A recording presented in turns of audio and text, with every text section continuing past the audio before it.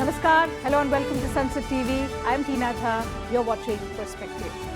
Earlier this month, the Standing Committee on Communications and Information Technology, headed by Congress MP Shashi Tharoor, submitted its report on the suspension of internet services, making close to a dozen recommendations.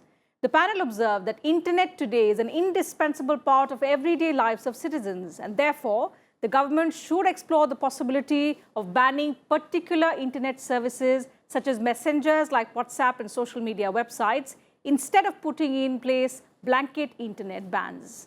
The panel also recommended to the Union government to issue a uniform SOP on the modalities to be adopted by all states and union territories regarding the internet shutdown. The view of the committee was that there is need to maintain a delicate balance between the citizens' right to access internet, to exercise their rights, and the duty of the state to deal with public emergency and public safety. Talking about the economic impact, the panel said India lost $2.8 billion in 2020 to internet shutdowns. Telecom operators reportedly lose 24.5 million rupees per hour in every circle area where there is a shutdown, according to the Cellular Operators Association of India. In Perspective today, we will analyze the recommendations of the parliamentary panel and the impact of suspension of internet and telecom services on various aspects of lives, with three distinguished panelists who are joining us on the program. So let me first introduce them to you. I have with me on the show today Mr. Sanjay Seth. He's Member of Parliament Lok Sabha and he represents the BJP. Mr. T.K. Paul, he's former DG Telecom and Advisor Technology, Department of Telecommunications, Government of India. And Lieutenant General Dr. S.P. Kochhar, retired. He is currently the Director General of the Cellular Operators Association of India. Thank you, gentlemen, for joining me on Sansad TV.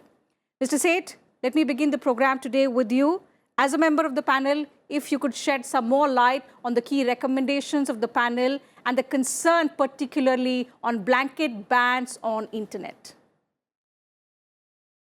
अब देखो, ऐसे क्षेत्र जहां दंगे हुए हो, बलवा हुआ हो, इस तरह का कोई सांप्रदायिक तनाव, जातिगत हिंसा, क्षेत्रवाद की लड़ाई, उस क्षेत्र में कानून व्यवस्था पूरी तरह प्रशासन के हाथ में होती है।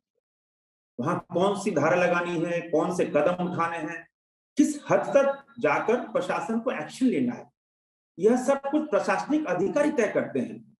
इसमें इस मामले में तह तक जाने के लिए जमीनी स्थिति का ख्याल रखना जरूरी होता है। मतलब जैसी परिस्थिति हो उस अनुसार प्रशासन त्वरित कदम उठाता है। संबंधित क्षेत्र में इंटरनेट सेवा बंद करनी है या कई बार 2G, 3G, 4G सेवाएं बंद कर देनी है, यह निर्णय पूरी तरह प्रशासन के ऊपर होता है। वहां की स्थिति क्या है, किस तरह अफवाहें फैल रही हैं और उस अनुसार प्रशासन कदम उठाता है। और रही बात इंटरनेट सेवाएं बहाल रखने और वेबसाइट सेवा बंद करने की, तो यह बात हो गई किसी कमरे में पानी को बंद कर दो या पानी को रोक दो। क्या संभव है क्या? यदि इंटरनेट सेवा बहाल रखी जाती है और वेबसाइट को आप बंद कर दो, तो इससे मेरे विचार से कोई लाभ होने वाला नहीं है, क्योंकि वेबसाइट इंटरनेट के थ्रू चलती है और आप किस तरह वेबसाइट को बंद करेंगे? समाचार की वेबसाइट को, वीडियो की वेबसाइट को, सोशल साइट की जुड़ी वेबसाइट को, न्यूज वेबसाइट को, बिजनेस वेबसाइट को, कितने तरह की वेबसाइट हैं, अलग अलग सेक्टर हैं। वेबसाइट में कितना बड़ा जाल, आपको 4 दिनों में सिर्फ उसको अलग अलग करने में लग जाएगा। किस वेबसाइट को ब्लॉक करना, किस वेबसाइट को नहीं ब्लॉक करना। ये तो रही पहली बात। अब देखो दूसरी बात, यदि वेबसाइट को ब्लॉक करते तो इंटरनेट का फ्लो तो चालू रहेगा। इंटरनेट का फ्लो चालू रहेगा तो उपद्रवी तत्व जो बलवा कर रहे हैं दूसरे कई माध्यमों से अफवाह फैला सकते हैं। जिस क्षेत्र में दंगे हुए या बलवा हुआ, वहां के लोग या ऐसे उपद्रवी जो बेवजह अफवाह फैलाते हैं, तिल का ताड़ बना देते हैं या दूसरे कोई माध्यमों से काम करते हैं, वो तो अफवाह फैलाएंगे ही ना। स्थानीय प्रशासन वेबसाइट का नाम चेक करके वेबसाइट को ब्लॉक करेगा और तब तक इंटरनेट के जरिए हम काम करने वाले अपना अपना काम करके निकल जाएंगे, बलवा होता रहेगा। इसलिए ऐसे क्षेत्र जहां दंगे भड़क रहे हो, वो पूरी तरह लॉ एंड ऑर्डर का अंतर्गत आता है। डिस्ट्रिक्ट एडमिनिस्ट्रेशन, स्टेट गवर्नमेंट उसको देखती है। ये मेरे समझ के बाहर है।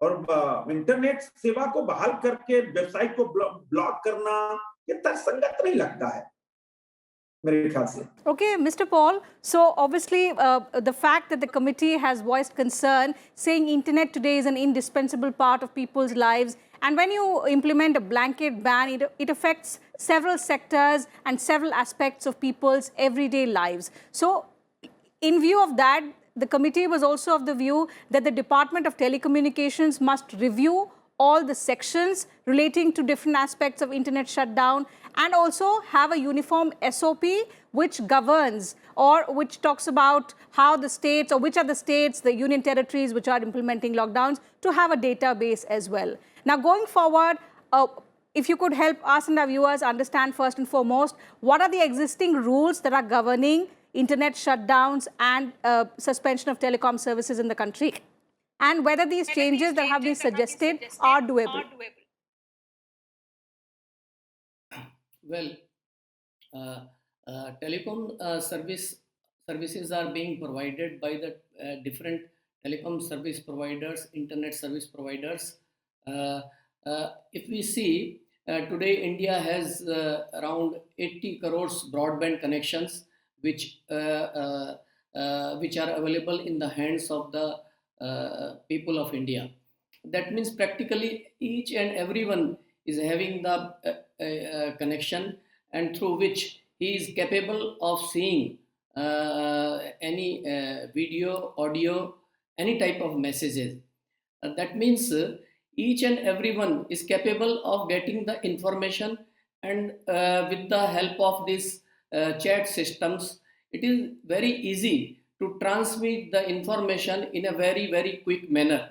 And it may be difficult for the local authorities to arrest this, because there are two types of things we can do in case of any problem where government want to intervene and stop the content to be seen by the citizens. That is, number one is to attack the source, and second is to attack to stop the roads, that is your internet service providers or telecom service providers. Now, if we see the feasibility of, if you want to immediately stop, say within 1 hour or 2 hours, like that, and 100% stoppage if you want, then there is no other solution but to stop all the road. Suppose we have to go to some destination, and there can be various roads towards that, and we can visualize that these roads are various internet service providers and telecom service providers. So if you block each and every road, definitely you can block it successfully. But the thing is, if you want to block that website, then the administration has to know, and these websites or the content may be coming from anybody or everybody from any corner of the world, and even it may be some hundreds of people for example, in a taluka or in a city, thousands of people may be transmitting it. It will be difficult for the authorities to know and control it.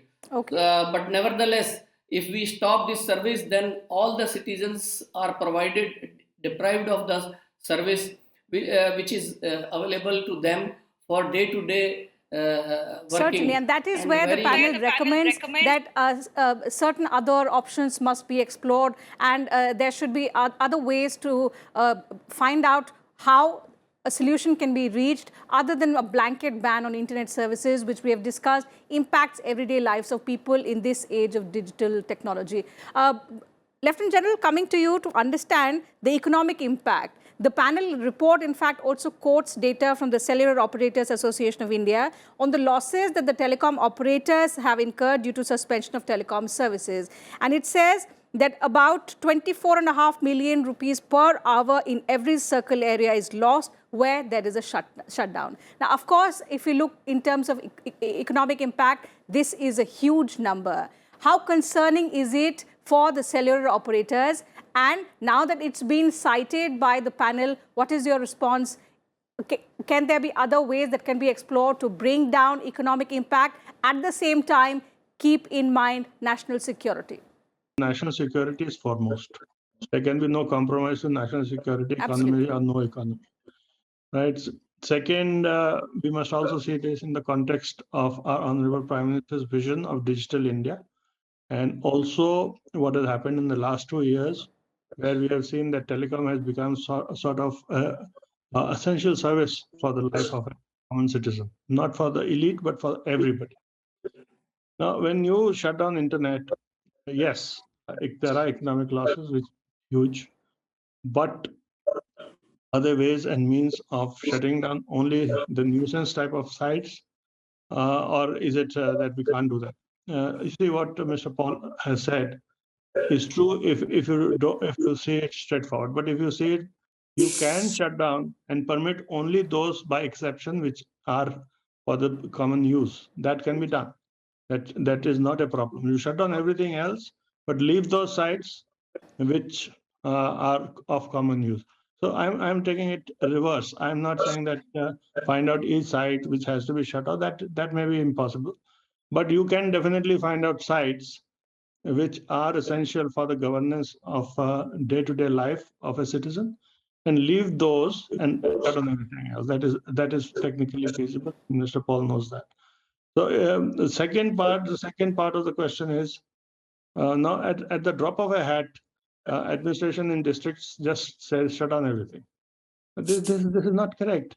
If you have to kill a fly, you require a fly sweater. You don't require a hammer. And what is being done is that at the smallest excuse, shut down on the internet. So there has to be some governance rules by the central government where they say that, okay, we are not saying that you don't shut. Neither would cellular operators be foolish enough to say that you don't shut down at all. There will be instances where shutdowns will be required. But in most cases, these shutdowns can be by exception rather than as a rule. So that I think is my point of view. Economics, yes, economics do play a part. Okay. And there is a huge loss not only to the whether telecom technology operators, can play a greater loss part to in the helping economy. us enhance our technology and adapt some best practices which the other countries are adopting, that is something that I'll come back and discuss with you, Mr. Paul and Lieutenant General. But Mr. Seth, if I come back to you and try and understand, इसमें कोई दो राय नहीं है कि national security के साथ कोई compromise नहीं है, ऐसा कमिटी रिपोर्ट में भी कहा गया है और ये एक ऐसा फैक्ट है जिसको कोई झुठला नहीं सकता है. लेकिन देखा जा रहा है कि सिर्फ नेशनल सिक्योरिटी ही नहीं, और भी कई मामले हैं जिनमें राज्य इस तरह के कंप्लीट इंटरनेट शटडाउन और टेलीकॉम सर्विसेज पे बैन लगा देते हैं. हाल ही में देखें तो राजस्थान ने ऐसा किया है, एक एग्ज़ाम कंडक्ट करने के लिए उन्होंने पूरे एरिया में एक इंटरनेट शटडाउन कर दिया. तो इसको कितना जायज़ ठहराया जा सकता है और इस तरह का ट्रेंड ना बन जाए, बाकी स्टेट्स और यूनियन टेरिटरीज भी इसको आगे ना करें, उसके लिए क्या ऑप्शंस एक्सप्लोर किए जा सकते हैं? क्या इस बारे में कमेटी में कोई चर्चा हुई, कुछ सुझाव दिए गए? देखिए, हम सबका है कि राष्ट्रहित, देश से पहले, और देश में कहीं बलवा होता है, कोई दंगा होता है तो उसको रोकना. इसलिए मेरे विचार से किसी भी स्थिति में प्रशासन का निर्णय इंटरनेट बंद करने का हो तो उसे पूरी तरह होना चाहिए. हमने देखा है ना अपने ही देश में, जम्मू कश्मीर में हमने इंटरनेट सेवाएं बाहरी लोगों को नहीं मिल पाती, कई बार वहां के लोगों को इंटरनेट सेवाएं नहीं मिली, बंद करना पड़ा. ये सब कुछ हुआ क्योंकि वहां शांति व्यवस्था बनी रहे, शांति रहे. प्रशासन ने जो कदम उठाया लॉ एंड ऑर्डर को लेकर, जो डिसीजन लिए, आज आपके सामने है. कश्मीर में शांति है.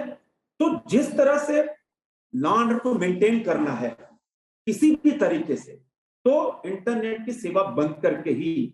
और कौन सी व्यवस्था है, कैसे हम जो सोशल मीडिया से जो प्रचार होता है, दुष्प्रचार होता है, आप कैसे रोकोगे? क्या हम इंटरनेट के ऐसे लोगों को उनका नुकसान नहीं हो जाए, देश का नुकसान हो जाए लेकिन उनका नुकसान नहीं हो, ये नहीं चलेगा. देश का नुकसान किसी भी स्थिति में नहीं चाहिए. हम उस पक्ष के हैं कि देश में कहीं भी एक आदमी भी घायल होता है या एक आदमी भी मरता है तो देश का नुकसान. ठीक है. देश में एक भी संपत्ति का नुकसान होता है, देश का नुकसान. ठीक है. Mr. Paul, of course it's important that national security be given the paramount importance that it deserves, but at the same time, isn't it also important that a delicate balance be struck between maintaining and upholding the rights of individuals and not impacting their lives so much, and also national security? And in that argument, there is a concern by people that there are protests, there are incidents of violence or threat to national security, even in other countries. But do they also resort to such kind of blanket bans? Or is there some kind of technology that helps these countries to decrypt messages, decrypt these problematic websites which can pose threat to national security? So can we adapt these practices? Can we adapt those technologies going forward to ensure that at the drop of the hat, as Lieutenant General pointed out, we do not have to impose such kind of blanket bans? I will answer this question.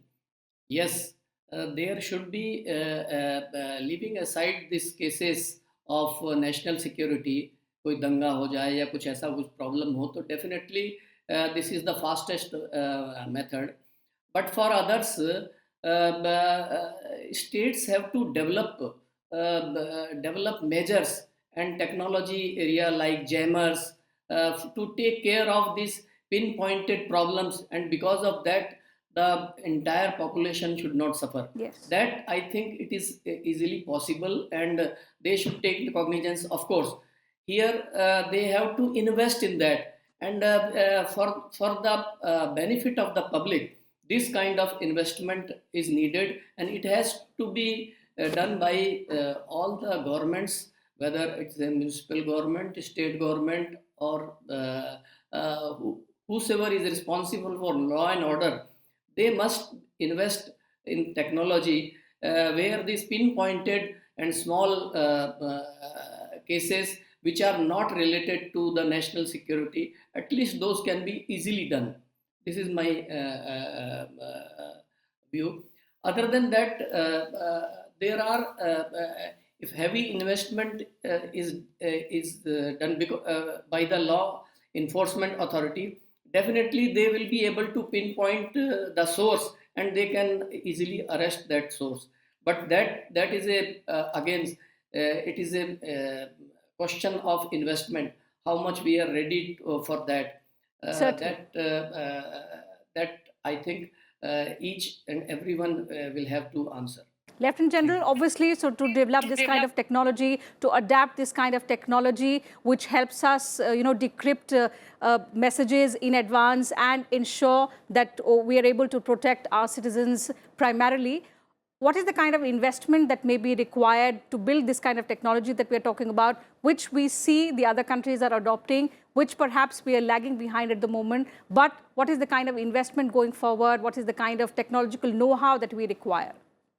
You see, it is very easy for the non-democratic countries to implement such type of things. We are the largest democracy in the world, and here, even to hear anything, there are very strict norms, rules, and acts through which the government can just intercept. So, so checking all the communication going all over and to intercept the things of each and every citizen, I think it is not possible with the present situation. Okay. And it is a very, very difficult with this large expansion of social media. It is very, very difficult because we have to take care of the privacy of the citizens also. Certainly. So there has to be a balance. And the right idea will be to check the source as well as because if we are able to identify the source, and if we can easily stop the source, then that will be very, very easy. But it is so wherever possible, we should try to find out the source and plug it. So where is the problem? Lieutenant General, let me take that point to you. Lieutenant General Kochhar, let me take that point to you. Of course, first on the investment part, the kind of investment going forward that will be required. And number two, identifying the source that Mr. Paul is suggesting. Where is the problem in identifying the source? What are the kind of efforts that we need to check that at source? Okay. See, firstly, identifying the source is the responsibility of the district administration, not of the TSPs. Mm-hmm. But technically, this problem can be controlled. And that is, I'll give you an example, how it can be controlled by the Indian mind, like a jugaad. When we have towers along the border, but they don't transmit into the enemy territory. How do we do that? we misalign the antennas towards that direction. Why can't this be done in the area where there is a problem, which is a localized area? If there is some misalignment of antennas done, there is no investment required in that. In that, it can be done in that manner. Second thing, it can be done, Mr. Paul, you are aware of what we are doing in prisons, right? So it can be done in that manner. There are multiple options there where it can be done. You put up a high power BTS in the area where there is a problem, no call can go out. So where is the investment? But if we look at technical investments which are heavy, yes, everybody will shy away from making those investments. It is a question of sitting down together, finding out solutions so that we keeping national security foremost. That is inviolable. Sir.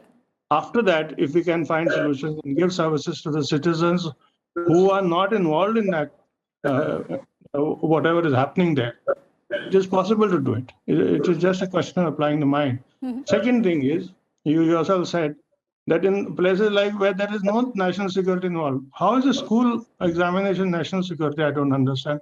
That is a pure law and order situation which has been misinterpreted, and wrong orders have been used to ban internet in that area. That should be avoided, and the person responsible should be taken to task by the government. So why is it happening? Absolutely. I think Mr. we Seth, can do it. It's Mr. a question Seth, of will. so this is the point that I raised earlier with you, that जिस जब issue national security का हो तब इस तरह के कदम उठाए जाएं तो वो जायज़ हैं, लेकिन जब इस तरह के एक तरह से कहें तो उसको मिसयूज़ अगर करें, जिस तरह से राज्य कर रहे हैं, स्कूल एग्जामिनेशन हो, कोई स्टेट सर्विस का एग्जाम हो और उसमें आपने इंटरनेट बैन लगा लिया है जिसमें लाखों लोगों को फिर दिक्कतें आ रही हैं, तो क्या वहाँ पर थोड़ा सा रूल्स में बदलाव का स्कोप है, वहाँ पर कुछ चेंजेस लाए जा सकते हैं? देखिए, ये तो पूरी तरह मिसयूज ऑफ पावर है। अब एग्जाम में हो रहा है, वहां इंटरनेट सेवा बंद कर दो। मिस्टर कोचर और मिस्टर पॉल ने सही कहा कि आप जैमर लगा दो। ये तो लोकल पुलिस एडमिनिस्ट्रेशन का मामला है। यही वक्त है जो मिसयूज ऑफ पावर। अब कश्मीर में बंद करते हैं इंटरनेट तो आप हल्ला करते हो, आप एग्जाम में इंटरनेट बंद कर रहे हो। अब जब ये तुलना करो ना, उनसे पूछो, कश्मीर में जब हम देश हित में बंद करते हैं तो वही लोग हल्ला कर रहे हैं ना, जिन्होंने राजस्थान के अंदर जहां एग्जामिनेशन हो रहे हैं वहां इंटरनेट बंद किया। जवाब तो उनसे मांगो। ये तो बिल्कुल ठीक है, Mr. Seth, let's not make it a political standoff. The question is whether or not such kind of blanket bans are justified in the country, except in matters of national security, which is understood. And if we look at that, Mr. Paul, so then what is the way forward? Because if we go into this debate, there will be merits, there will be demerits, there will be justifications to each action, but when it comes to striking the right balance, and which is a valid suggestions from the panel, that you cannot ignore the fundamental right of using the internet. Our lives are today dependent on the internet, so striking the right balance. So a host of measures that will be required, the kind of changes that will be required in our approach towards implementing such kind of permanent or long-term bans on internet. Actually, this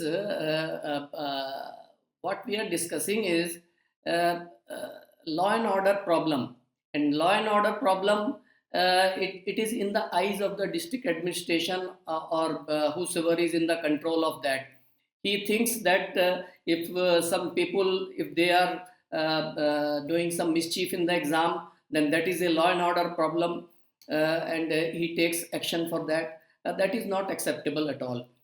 Similarly, for that, some guidelines will have to be there to use such type of. Actually, this DOT has nothing to do with law and order situation. Law and order is a state